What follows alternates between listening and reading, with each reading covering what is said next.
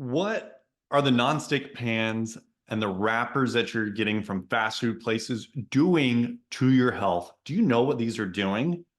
Well, most people don't. And that's a really big problem that's going to set us up for a lot of health issues as we go on throughout life. So, this was a new article that I had sent to me today, and we are going to work through it. So, here we go.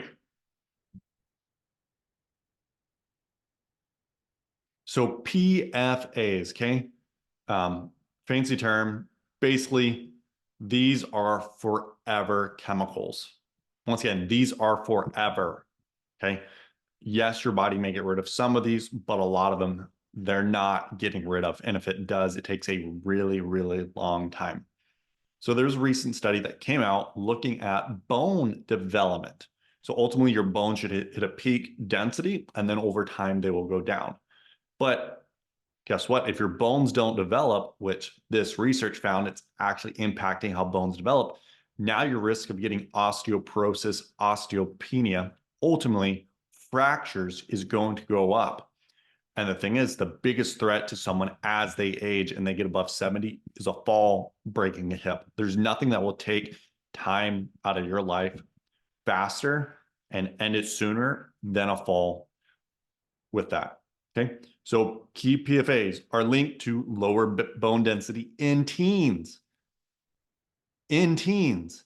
So this is impacting them as teenagers and ultimately is going to do a number on them. So let's say they should have got osteoporosis at the age of 70. Guess what? That's going to happen sooner for these individuals. This is not good.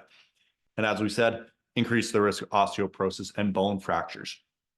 Now, I agree with this. Researchers urge stricter regulation of PFAS to lower exposure in young people. I think we need to reduce it in everyone.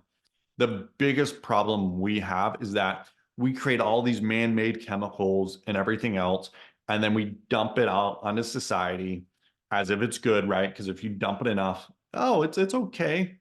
And then we do the research on the back end, and until the research becomes unanimous that it's toxic, we don't actually stop.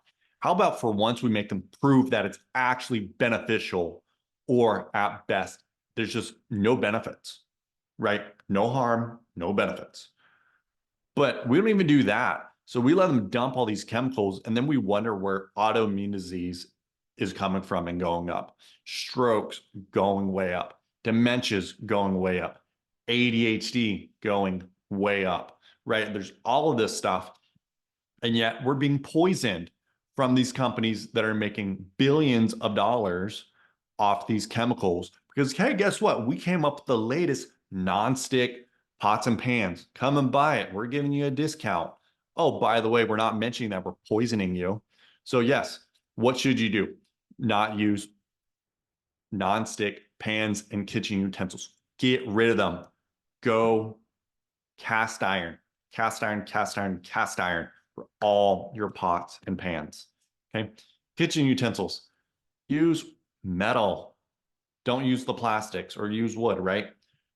Fast food. Once again, most of these wrappers are treated with PFAs.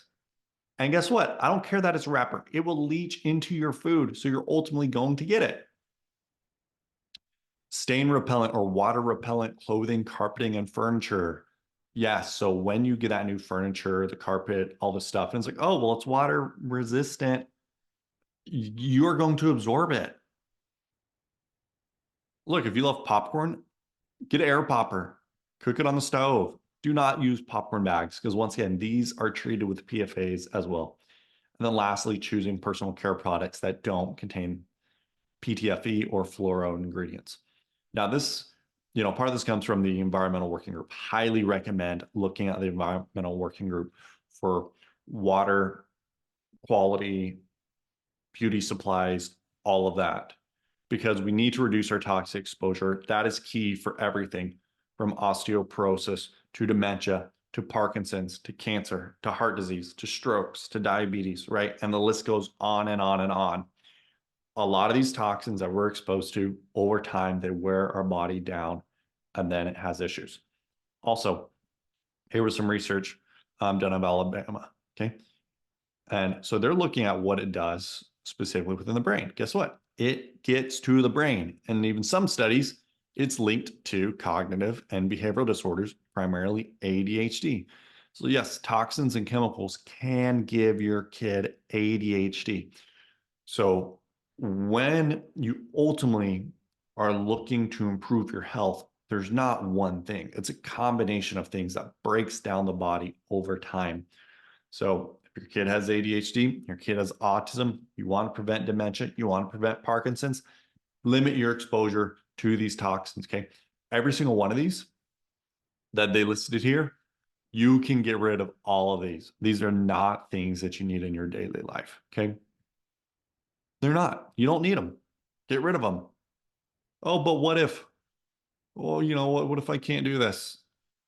What do you care more about, your health or getting fast food from a place that's trying to make money off you and poison you anyways, right? They don't care about your health. If they did, they wouldn't be making the food they're making. They're making things to get you addicted to make money and a profit. Let's just call it what it is. So that is my take on PFAs. This is one of the biggest growing health risks that we currently have in the world. Reduce it, get rid of it if you're being exposed to it. Hope you found this useful.